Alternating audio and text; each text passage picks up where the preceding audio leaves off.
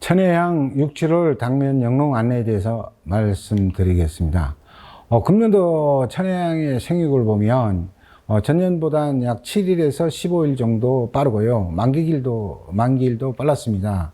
이러한 이유는 그 3, 4월에 평균 온도가 높고 강수량은 양호한 반면에 일조 시간도 양호했기 때문이라고 보고 있습니다. 기상 여건에 따른 이제 그 천혜향 생육이 빨라지기 때문에 열매 속기라든가 과실 비대 촉진, 순발생에 따르는 병해충 방제 등을 철저히 해야 되겠습니다. 천혜향도 마찬가지로 6월 이후의 핵심 관리는 물 관리와 온도 관리, 마무리 적과 예비지 설정, 열매 매달기, 칼슘제 살포, 고온기 병해충 방제, 재해대책 준비가 되겠습니다. 생리낙과는 보통 5월 중순에서 6월 사이에 이제 보통 생리낙과가 되는데요. 고온 생리낙과가 종료되는 경우에는 이제 고온 관리를 하는 게 좋겠지만은 생리낙과가 진행 중이라면 약간의 온도를 25도 내지 28도 정도로 유지해서 생리낙과가 많이 되지 않도록 이제 관리를 하셔야 될 겁니다. 그럼 생리낙과가 완전히 종료된 농가에서는 이제 세포 분열을 통해서 과실이 이제 비대되는데요. 이때는 이제 온도를 이제 30도 이상 이제 관리를 하시면 되겠고요. 6월 이제 중하순이 되면 측창과 천장을 잘 개방을 하셔가지고 환기를 철저히 해야 될 겁니다. 무조건 높은 온도를 한다고 이제 과실이 좋아지는 게 아니라 보통 이제 32도 되면 광합성을 저해하기 때문에 32도당 넘지 않도록 사전에 천측창 개폐를 철저히 해 주시기 바랍니다. 그 다음에 6, 8월은 그 비대기에 접어들겠죠. 특히 7월부터는 비대 성기에 접어드는데 이제 물 관리를 어떻게 할 것인가가 매우 중요합니다. 보통 이제 천혜향 하시는 농가는 꾸준한 비대를 위해서 3 내지 5일 간격으로 20mm 정도, 10바로 기준 20mm 정도 꾸준하게 정기적인 관수가 필요하고요. 관수를 하실 때는 반드시 맑은 날 오전에 관수를 실시하여 그 오후에 나무에서 물기가 말라 있어야 되겠습니다. 또 한 가지 중요한 이유는 6월에서부터 10월까지 그 물 관리 여하에 따라서 산함량 감소를 시켜야 되기 때문에 6월부터는 이제 비대와 산함량 감소를 같이 해야 되기 때문에 반드시 이제 물 관리를 잘 해야 되겠고요. 9월쯤이 되면 대부분의 농가들이 그 품질 검사를 통해서 당도와 산함량에 따라 가지고 물 관리를 맞춰서 실시하면 되겠습니다. 그 다음에 이제 천혜향도 마찬가지 이제 적과를 실시해야 되는데 보통 열매 속기는 그 1차에 5월 하순에서 6월 상순에 실시를 하면 되고요. 2차 열매 속기는 6월 상순부터 하순까지 이제 끝내면 되겠습니다. 보통 1차 적과할 때는 1차 생리낙과가 종료된 이후에 이제 총상과라든가 소과라든가 기원과 중심으로 우선 시작을 하시고요.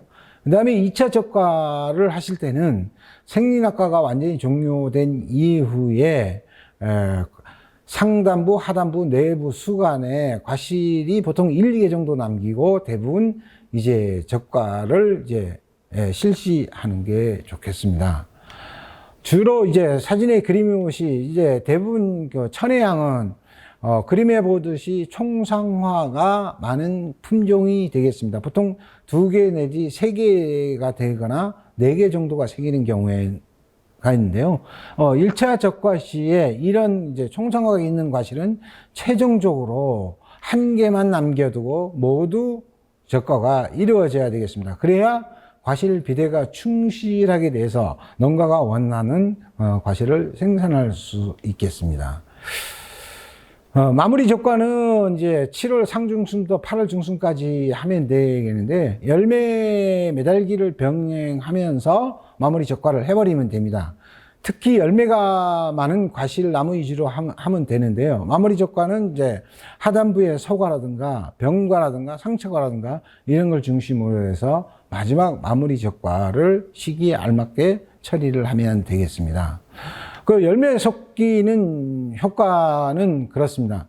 조기 열매 속기를 통해서 많은 세균량을 확보해서 수세 조절에 도움이 되겠고요. 자방이 충실해짐으로 인해 가지고 세포 분열이 증가돼서 일정 크기의 과실이 생산된다는 것은 품질 또한 양호해진다는 것입니다. 또한 그 다음에 달릴 예비지를 확보하는 거고요. 열매 속기를 통해서 해가리를 조절할 수 있습니다. 그리고 이제 수확기에 이제 노동력도 절감을 할 수 있고요. 또한 적과를 철저히 함으로써 여름순이 일제히 발생되면 다음에 결과지로 이용되기 때문에 병해충 방제도 쉬워지고 경영비도 절감이 되겠습니다. 그 다음에 이제 과실비대입니다. 과실비대는 두 가지에 따라 많이 좌우가 되는데요. 첫 번째는 이제 열매 속기를 통해서 열매수를 줄여서 조기의 세포 분열을 통해서 과실비대를 해야 되겠지만, 또 한 가지는 이제 철저한 물 관리를 통해서 비대를 촉진시켜 주는데, 대부분 천혜향 품종은 7월에서 10월 정도의 과실이 모두 크기 때문에 그때는 이제 물을 충분히 주시고 사전 적과를 철저히 해주시면 되겠습니다. 반대로 이제 또 한 가지는 이제 산함량 감소를 시켜야 되는데요. 산함량 감소도 마찬가지, 도표해 보시는 것과 마찬가지로 10월 하순 이전에 한꺼번에 많은 양들이 산함량이 감소되기 때문에 특히 물 관리나 적과를 철저히 해가지고 이제 산함량을 수확기 전후에 내가 목표한 산함량까지 가셔야 될 것 같습니다. 그 다음에 예비지 설정입니다. 예비지 설정은 불필요한 도장지를 없애고 여름순에서 발생한 내년도 착화할 수 있는 예비지를 만들기 위한 방법 중에 하나인데요. 주로 7월 중순에서 하순에서 실시하면 되겠지만 그 예비지 설정하는 대상의 가지는 여름순에서 2차적으로 발생한 가지 중에 봄순 기부에서 15 내지 20cm 지점에서 전정가위로 잘라서 순을 내우면 되겠습니다. 지금 우측에 보이는 그림과 같이 이제 봄순과 여름순이 있는데 그 봄순에서 약 15 내지 20cm에서 잘라주면 되겠습니다. 그 다음에 천혜향도 마찬가지로 7월이 되면 열매 매달기를 해야 될 것입니다. 열매 매달기는 항상 말씀드리지만 수량과 햇빛 투광, 그 다음에 큰 과실이 이제 꺾어짐을 이제 방지하기 위해서 주로 세독가는 과실 횡경이 35에서 45mm 전후로 하면 되겠고요. 이제 주로 이제 매달기를 할 때는 아래쪽 과실은 배꼽이 위로 좀 향할 수 있도록 하고요. 수평 달려있는 과실이나 상부에 달려있는 과실은 배꼽이 토양으로 약간 보이도록 이제 매달기를 하면 되겠습니다. 그 다음에 천혜향도 마찬가지 1년에 5회 이상 이제 비료를 줘야 되는데요. 아까도 말씀드렸지만 3, 5, 7, 9 홀수 개월수로 주신 분께서는 7월 상순에 이제 적정한 시비를 하면 되겠고요. 3회차 시비를 하면 되겠고, 그 다음에 2월 달부터 주신 농가는 짝수 개월로 줘야 되는데 6월 하순에 3회차 비료를 주시면 되겠습니다. 그리고 이제 천혜향도 마찬가지로 이제 병해충 방제를 잘 해야 되는데요. 우리 지역에서 가장 무서운 볼록총체입니다. 볼록총체는 주로 천혜향이 유각이 어린 열매일 때부터 가해를 해서 피해를 주기 때문에 유각이 전후로 인해서 전용 약제를 살포해 주시고요. 반드시 그 평판 트랩을 달아서 예차를 통해 가지고 초기에 발생이 된다 그러면 방제를 철저히 해 주셔야 되겠습니다. 또 한 가지 이제 트랩이 없다면 그 꽃이나 가지, 잎 근처에서 하얀 종이를 대고 털어보면은 총체벌레가 떨어지는 경우가 있습니다. 그걸 보고 총체벌레가 한두 마리가 보이기 시작하면 반드시 방제를 해야 되는데, 방제를 소홀히 했을 때는 우측의 과실처럼 배꼽 주변에 까맣게 변해서 상품성을 떨어뜨리기 때문에 굉장히 주의를 하셔야 될 겁니다. 이게 보이는 그림들이 전부 볼록총체에 의한 피해 과실이 되겠습니다. 그 다음에 이제 천혜향도 마찬가지 다양하게 여러 가지의 이제 응해가 발생되는데요. 좌측에서 보면 이제 녹궁해, 규릉해, 차응해, 차먼지 응해가 발생이 되기 때문에 시기에 맞게끔 병해충 방제를 다 발생해내는데요.